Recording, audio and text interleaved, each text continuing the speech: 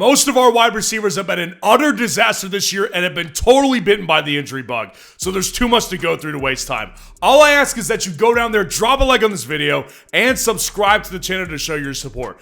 Get into our first tier right here. I've got Jamar Chase and Justin Jefferson at number 2 at the top of this first tier. Listen, I think Jamar Chase is in line for a massive game. I pointed this out on a new video idea that I just made on Monday, going through some really important stats that we need to go through for Week 10 fantasy football. Against the Baltimore Ravens, who are already 32nd versus wide receivers, dead last in the league versus receivers in fantasy, Jamar Chase has had some of his best games in his career versus the Baltimore Ravens here. I've got him on Thursday night having a massive night, and Justin Jefferson at Jacksonville, obviously the matchup makes too much sense. Justin Jefferson doesn't have bad games. This guy is so consistently going to get work with Sam Darnold. It's just been able to work consistently over the year. Has he had a massive game? Not necessarily in Justin Jefferson terms, but this could be the first week it happens. Jacksonville is a disgrace on defense. I've got Justin Jefferson at number 2. Nico Collins, the return is almost here probably. And A.J. Brown, a potentially injured A.J. Brown at number 4. Nico Collins is obviously been dealing with the hamstring injury that has kept him out the last 4 games. Well, apparently they're opening up his practice window this week, and up to this week, I had seen all positive reports, like he was expected to play. They were totally expecting him to be ready to go. D'Amico Ryans came out and said, yeah, we're going to see how it goes this week. So obviously that's not as good as what we were wanting to hear. But obviously if he comes back and plays versus Detroit, the matchup is ripe. They've been mostly bad against wide receivers for the majority of the year. It's on Sunday night in Houston. I think Nico Collins, if he plays, is a top 3 guy again. Just make sure to watch this one. And then A.J. Brown at number 4. At Dallas, the matchup is too great. Obviously, A.J. Brown injured his knee, but what you always want to look for is the language. Are they day-to-day or are they week-to-week? A.J. Brown was deemed day-to-day, so his chances of playing this week absolutely are pretty high. They're taking on the Cowboys. I love this matchup. If he plays, he's always got that ability to absolutely win you the week. Dropping out to our next tier right here, Malik Neighbors at number 5 and Amon-Ra St. Brown at number 6. With Malik Neighbors here, I also went through him in that video I did on Monday as well, going through important stats. And did you know since week 6, Malik Neighbors is the wide receiver 47 in fantasy? He's been terrible. He's been really bad. Now, obviously, one of those games was a concussion that he did not play in, but he's been mostly bad, and it's because of, obviously, the disaster that is Daniel Jones. He's just a total disaster. Nobody likes him, but they're taking on the Carolina Panthers in Germany this week. I actually like the neutral site for this game. I don't think that Malik Neighbors and the Giants will be affected by that. I think Neighbors has a great opportunity to have a big game, and I'm calling the shot on him this week. And then Amon-Ra St. Brown at Houston. Obviously, the Houston Texans are a good defense. They actually are a good defense, but they just got ripped apart by Garrett Wilson and Devontae Adams 1 week ago. Amon-Ra St. Brown, along with this whole Lions machine, because that's what their offense is, a total machine. They're humming right now. That machine sounds beautiful instead of like a broken down machine right now. Amon-Ra St. Brown has been excellent. You can count on him versus the Houston Texans on Sunday night. And then Cooper Kupp at number 7 round out the tier. Versus the Miami Dolphins here, the matchup is obviously great. The Bills are giving up quite a few points over the season to wide receivers in fantasy football. Cooper Kupp also, with Puka Nacua out last week, was again fantastic. If this guy gets the opportunity, he's really good in fantasy. Obviously, Puka should be back unless there's a setback on the injury, because Puka got ejected from that game. But Cooper Kupp, at this point, I prefer him right now just because of that re-injury that happened with Puka Nacua. It's been a weird season for him. We'll cover him today, but I prefer Cooper Kupp in this matchup. Dropping down to our next tier, Terry McLaurin at number 8 and Drake London at number 9. Terry McLaurin continues to be excellent in fantasy. Dude had 2 catches last week, but of course they were both touchdowns, and he was awesome in fantasy. Now, obviously, you can't keep up with that kind of production here, especially against the Pittsburgh Steelers, who are a much stiffer matchup, and they may even be tougher than the New York Giants, which actually are a pretty good defense, but the Steelers are coming off a bye week here. It's going to be a tougher matchup here, but Terry McLaurin has just ultimately been too good and too efficient on all of his work. With Jaden Daniels, I have a lot of trust in Terry, and Drake London at number 9. Obviously, he went out of this game way early because of a hip injury, so he may or may not play, but again, language is important, was deemed as day to day. That's why he's here, and you haven't seen CeeDee Lamb, and you won't see him because he was deemed week to week. With Drake London here against the Saints, if he plays, I want in. The Saints defense is a disaster, and they're getting worse since they just fired Dennis Allen, who was a bad head coach, but good on defense here. Drake London, the matchup opportunity is totally there this week. Puka Nacua at 10 and Tyreek Hill at 11. With Puka, as I was just saying, this guy has been good when obviously he played a full game. The only full game he played this year, he was excellent in fantasy. So if he plays a full game, I want in on him. It's just been harder to predict, which is why he's just down below Cup at this point. Because he did re-injure that knee, and that's a problem here for Puka Nacua. You can obviously say that he got ejected and that's why he was bad. I'm on board with it. But it does bother me that he re-injured the same knee that's been bugging him since before training camp. This is a problem here. So I prefer Cup, but obviously if Puka plays, I'm putting him in my lineup. And then Tyreek at 11. Let's just address reality.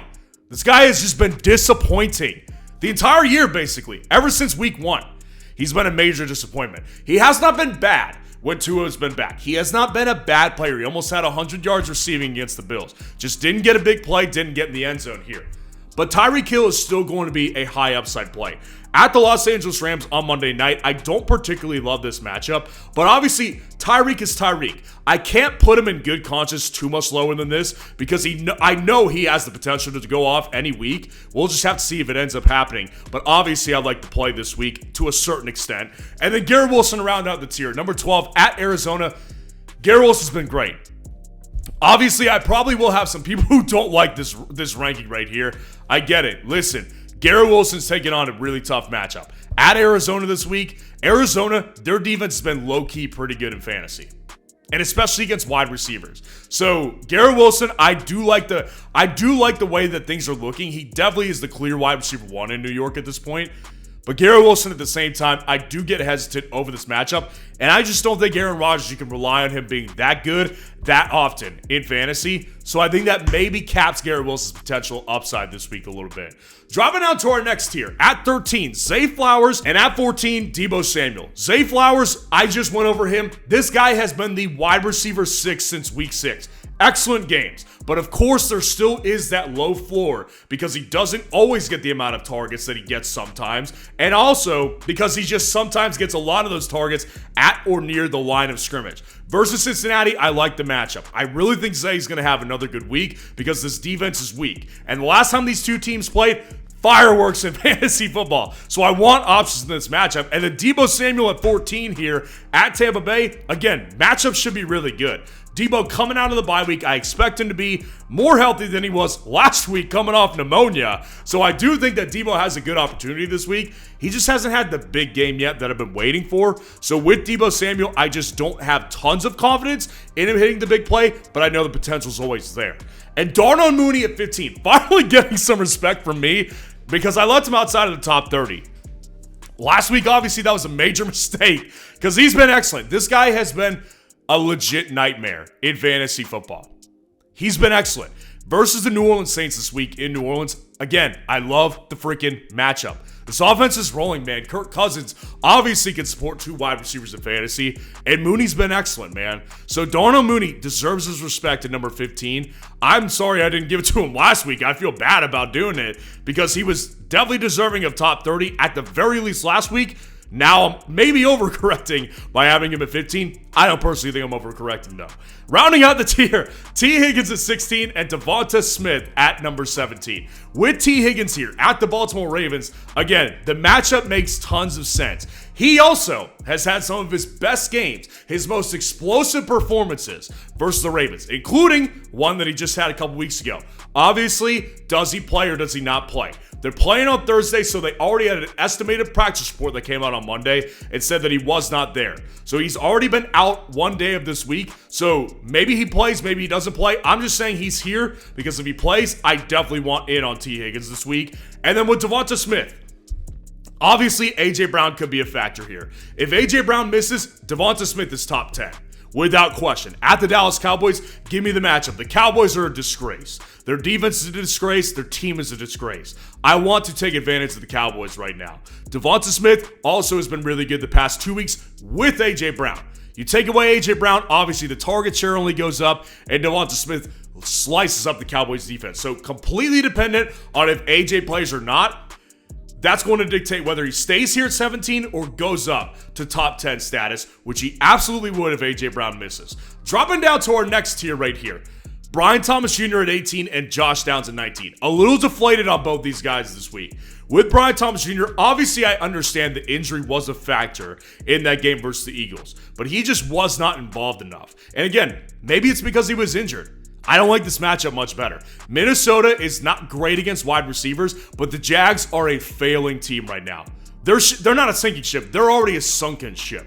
Their ship is down. Their ship is down. This is the Titanic, and Brian Thomas Jr. just so happens to be one of those people playing the violin because he was in it for the long run.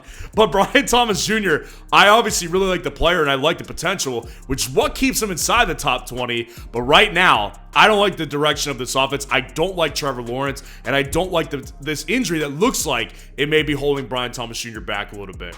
And then with Josh Downs at 19, called him a must start last week. Wasn't bad, but obviously wasn't great. Joe Flacco just simply wasn't good enough in that game. And listen, the Buffalo Bills, the matchup here is beatable for sure. There's no question about that. I just worry about what Joe Flacco looks like. Because this team, are they behind Joe Flacco or are they behind Anthony Richardson? I would imagine they're probably behind Flacco more because Flacco didn't quit on them in the middle of the game. So I do think there is confidence there with the team in Flacco.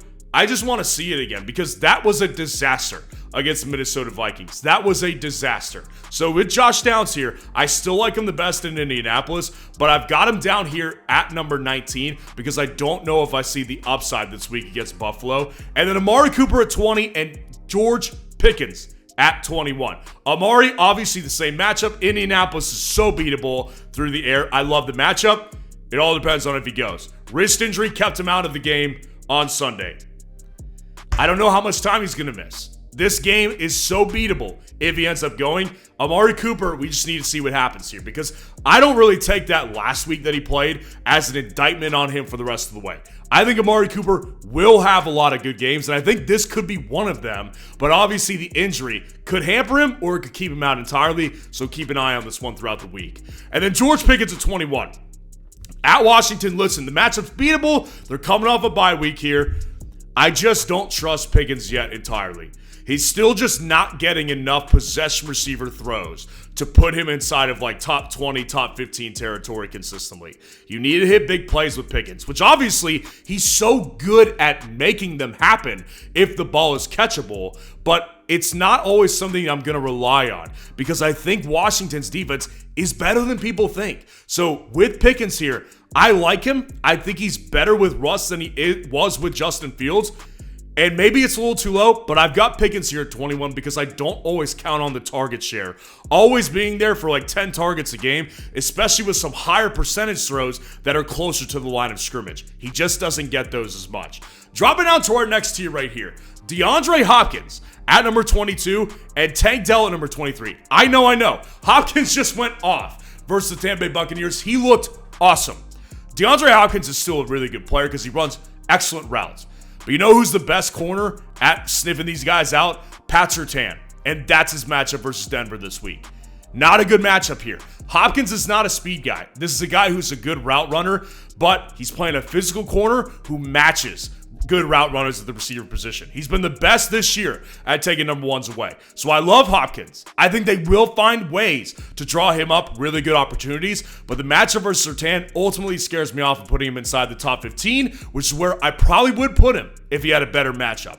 And then Tank Dell at 23 versus the Detroit Lions here. Again, if Nico plays, I just can't put him higher than this. His performance last week was such fugazi because he was the only guy there. That was it. That was the only thing that Stroud had. So if Nico is back, I don't think he's all of a sudden disappearing into the ether. I just don't think I want him as a top 20 option. This is back to borderline flex / wide receiver 2 play for me with Nico Collins back. But obviously if Nico doesn't go, he's going up into top 15, top 20 territory. Marvin Harrison Jr. at 24 and Devontae Adams at 25. I got so much flack several weeks straight for being a Marvin hater. Listen, I love Marvin Harrison Jr. He was one of my favorite wide receiver prospects coming into this year, which is why I feel fine criticizing him. What I've seen up here, you might say, you might talk, what I've seen up here, this guy's a choke artist so far. This guy in good matchup situations just hasn't been as good. Now, the Bears was not a good matchup here, which is why I didn't love him last week, but this guy's supposed to be a number one. He should be a number one. He's good enough to be a number one. He's just not doing it all the time. So against the New York Jets, a matchup versus Sauce Gardner, I don't love this matchup particularly much more than I did with the Bears. It's a better one, and I do think he obviously always has the upside, but I'm putting him down here at 24 because it's where he freaking belongs. And then with Davante Adams here at 25 at the Arizona Cardinals. Listen, Davante Adams, great game last week. I was happy to see it. I always said I preferred him over Garrett Wilson, and listen, obviously I don't really anymore, but Davante Adams here, obviously if Rodgers plays like that, he's going to be a good player. Now he's at 25 because I don't have tons of confidence Rodgers plays like that again versus the Cardinals here. I think it's a tougher matchup. I think this is a really tough matchup. And Davante Adams, again, is the number 2 wide receiver. Number 1 as far as the possession receiver routes go, the shorter targets, higher percentage throws, but he's not getting the big plays down the field like Garrett Wilson is. So he just doesn't have the same level of upside that Garrett Wilson does. It's inarguable at this point. And then Juwan Jennings at 26, rounding out the tier. Obviously, please play, dude, because the opportunity is so good this week. Off the bye week for the San Francisco 49ers at Tampa Bay, but obviously dealing with an injury that has put him out the last several games. Now, apparently, he returned to practice along with Jordan Mason and Christian McCaffrey, which is all fantastic signs. Juwan Jennings, if he plays, this guy has lots of upside against Tampa Bay this week. I love the matchup here. They can get sliced up by anybody, and Juwan Jennings obviously has been great at times this year. So with Juwan Jennings, if he plays, this is a really good flex option this week at the Tampa Bay Buccaneers. And then dropping down to our last tier right here, Calvin Ridley at 27 and Ladd McConkey at 28. With Calvin Ridley here at the Los Angeles Chargers, I think the matchup is really bad, but Calvin Ridley, well, what I will say is this guy has actually been really freaking good the last 2 weeks. Kind of low-key. He's been getting targeted, obviously, through the roof, because that's what they need to do, but he's obviously been kind of coming through. 2 straight games, not the best matchups here. I mean, obviously good for him, but not the toughest matchups. This week against the Chargers, that's a different story. They're not exactly super lenient with wide receivers throughout the majority of the year. Yeah, they just got taken advantage of by Cedric Tillman, but Calvin Ridley just doesn't have as good of a quarterback situation. So it ultimately always has, all the time this year, come down to quarterback play, and I just don't trust it this week, which is why he's at 27. And Ladd McConkey at 28 versus Tennessee in the matchup. Ladd McConkey, a little bit of a disappointment last week, but still did well. Still is getting the targets, still is getting downfield throws, and Herbert is really, really looking a lot better. Matchup is great. I just don't know if I trust Ladd McConkey to be able to get a consistent downfield presence and those big play opportunities, because they are definitely a team that still doesn't score a ton of points. I get it. The matchup is here, and I like Ladd McConkey. He's a good flex option this week, but not anybody I'm willing to put inside the top 20 right now. And then Michael Pittman Jr. at 29 and Xavier Legette at 30 to round us out. Michael Pittman Jr. versus the Buffalo Bills. Matchup makes sense. They're beatable. Again, Joe Flacco was a major disappointment, specifically for Michael Pittman. It was not good for Michael Pittman on Sunday night versus the Minnesota Vikings. That opportunity was there, and it wasn't there because of Joe Flacco's inability to complete the pass. So Joe Flacco, major disappointment. I'm hoping he bounces back because the matchup's really good this week, and he will get targets versus the Buffalo Bills if Flacco can complete a pass. And then with Xavier Legette, again, the neutral game in Germany this week versus the Giants, the matchup's there. He's so clearly the wide receiver one and the best wide receiver in this offense. He's honestly kind of been a little bit of a touchdown lock over the last month or so in fantasy. So the potential that he gets in the end zone, relatively high versus the New York Giants, but he's still not a dominant guy yet. He's not getting you close to 100 yards. Like, this guy's still getting you like 30 to 50 yards on a per game basis. It depends on if he gets a touchdown or not, which is why he's ultimately down here at number 30. Now it's time for my underdog wide receiver pick of the week. If you are playing a best ball draft in underdog, or if you just want to take the higher on a projection this week in underdog, Quentin Johnston versus the Tennessee Titans here. Quentin Johnston, massive game just last week versus the Cleveland Browns. He had over 120 yards receiving and got in the end zone on 4 catches here. Now, obviously, he's not inside my top 30 this week, but the matchup versus Tennessee is really, really good for him to do it again. I love the way this direction is heading for this offense here. Herbert's throwing more, he's throwing down the field a bunch, and Herbert has a great arm and a lot of accuracy. It looks really good in Los Angeles right now. I think Quentin Johnston could potentially have another massive boom game and is great for an underdog best ball draft versus the Tennessee Titans this week. So let me know how your lineup is looking so far this week. And if you want to see the top waiver wire pickups this week, click on this video right here.